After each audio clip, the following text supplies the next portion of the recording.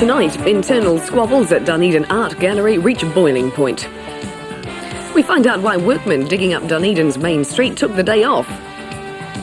And focus on divisions among southern Scots. Good evening. The latest furore at the Dunedin Public Art Gallery has again exposed the rift between curator Peter Entwistle and his superiors, perhaps for the last time. A tense council meeting last night saw the sacking of Mr Entwistle and a recommendation that director Frank Dickinson seek early retirement. Jim Moore reports that a letter some saw as harmless was seen by the Gallery Council as extremely serious.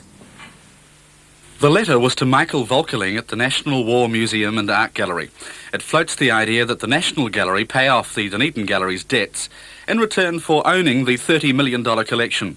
The national body would staff the Dunedin Gallery and the paintings would be permanently housed here. The letter was signed by gallery director Frank Dickinson. It surfaced at a time when negotiations are being held with the city over the future of the gallery. Gallery councillor Gordon Sanderson suggested the letter idea to assess alternatives, he says, to amalgamation with Dunedin. He's not convinced the city will look after the gallery properly.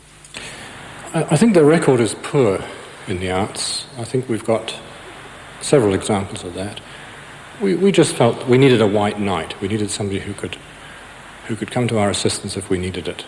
And it would obviously, if I can use the analogy still further, it would apply some leverage to the city. An obvious question is why didn't you discuss the idea with the council first before sending it? I was worried about the subtlety of the move being misinterpreted. It was merely intended as leverage to put pressure on the city to give us a better deal. I wasn't sure that all councillors would view it in that light. In retrospect, do you regret sending it? Yes, I do. I regret the consequences of it because I think that obviously the staff have suffered enormously. The gallery, I feel, will also suffer as a result of this. And yes, of course, I regret that. In what way will the gallery suffer, do you think?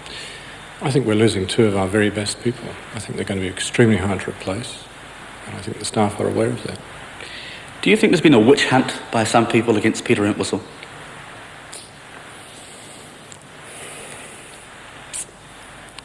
That's a hard question to answer. It's tempting. I think a similar person doing a different person doing a similar thing would have had or provoked a different response. I do feel there was an element of personality here. It's hard to say where that came from.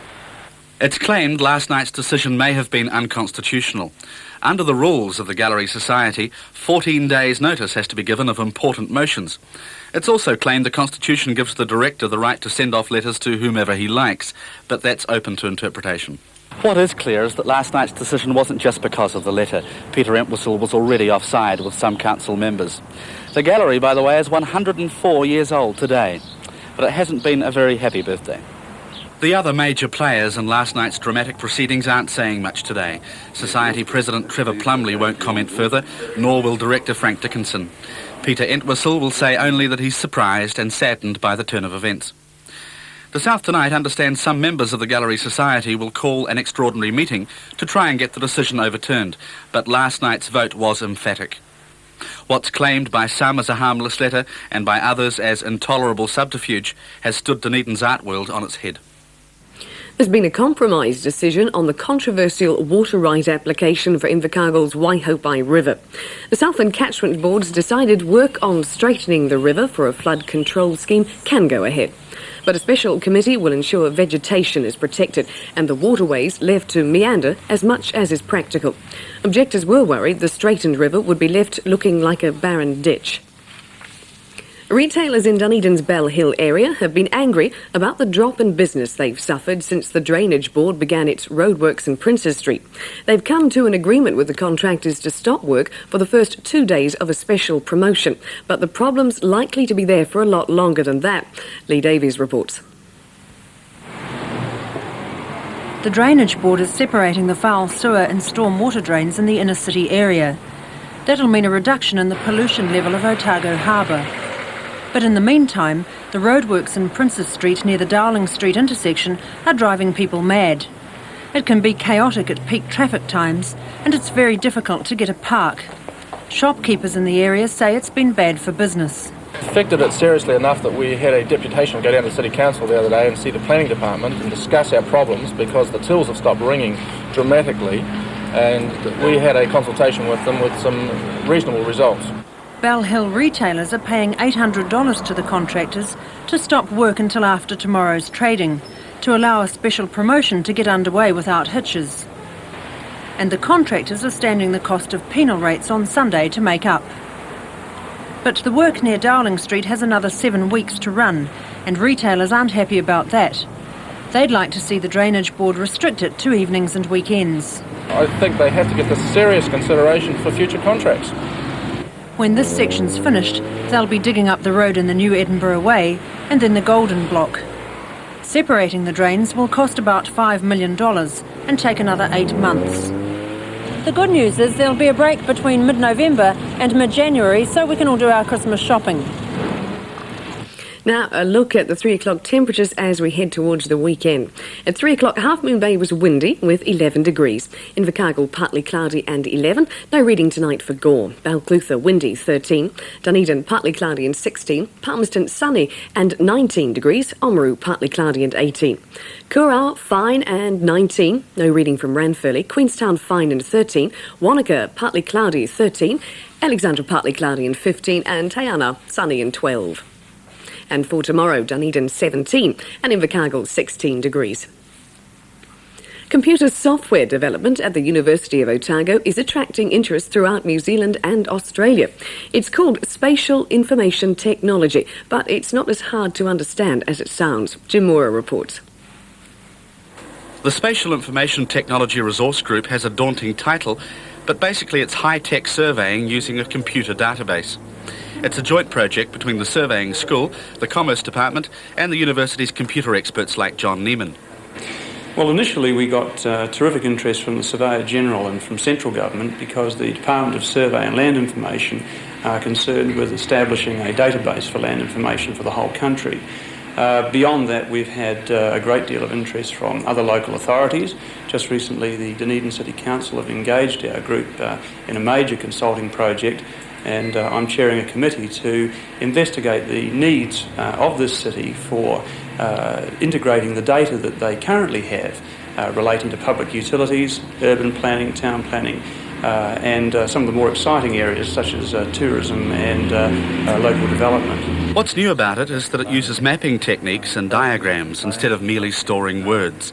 And it can store layers and layers of information about a certain place, a city, a forest, a factory, or it can be used in tourism, transport, conservation, anything. It's one of the information storage systems of the future, and it works quite simply.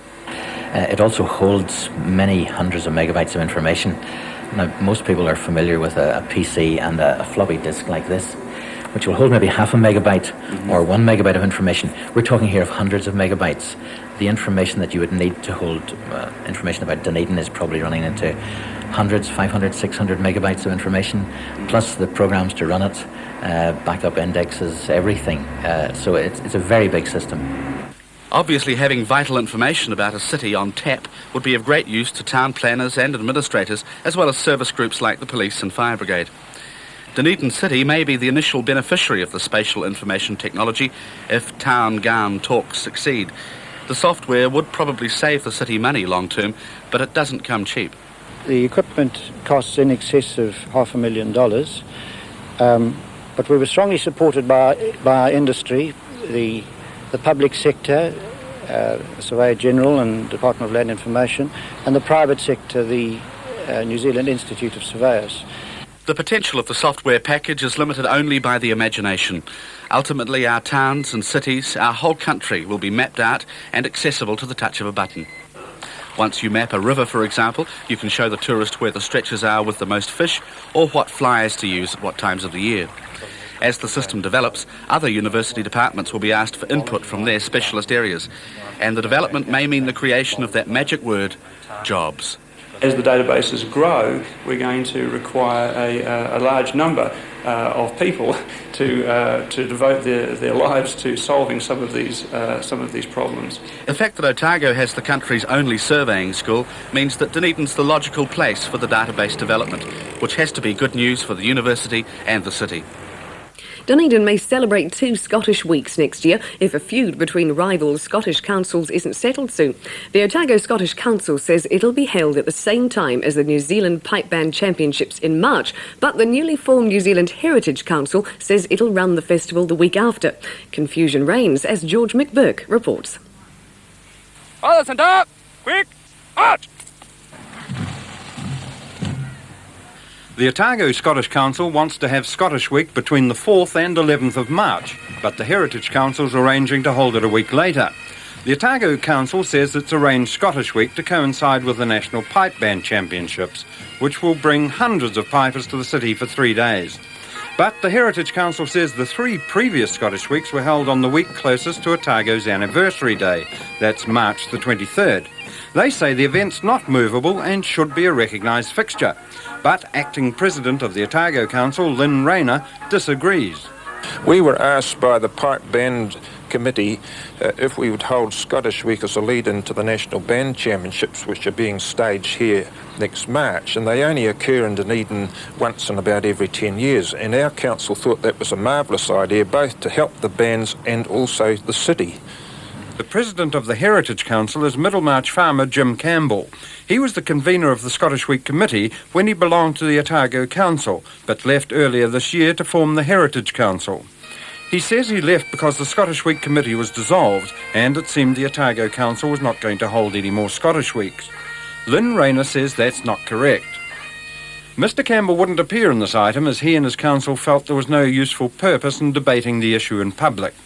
His followers number about 40 and the Otago Council about 30, comprised of delegates drawn from the various Scottish societies and clubs around Dunedin. So at present, both sides are going full steam ahead with their arrangements for Scottish Week, or Scottish Fortnight as it's going to turn out. But there's more to it than that, because there are going to be 2 Queens of the Heather as well.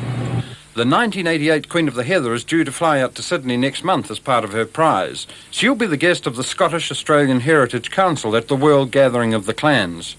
Jim Campbell's handling the arrangements, but the Otago Council says they should be doing it. So the wrangle goes on, with neither side willing to give ground. Even a recent meeting with the Mayor as mediator got nowhere, and the arguments got some people angry.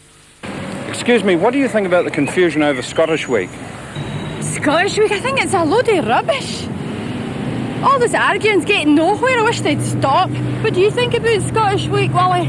Scottish Week? That'll be the day. Look, I fought for this country. I fought the Nazis. The Scottish are not weak. That's not what they mean. What? They mean they're having an argy-bargy over it. Oh, well, you needed hit anyway. Oh, I think you're right. Yeah, off we go. If that bearded chap hadn't been so good looking, he could almost have passed for George. Have a good weekend. Good night.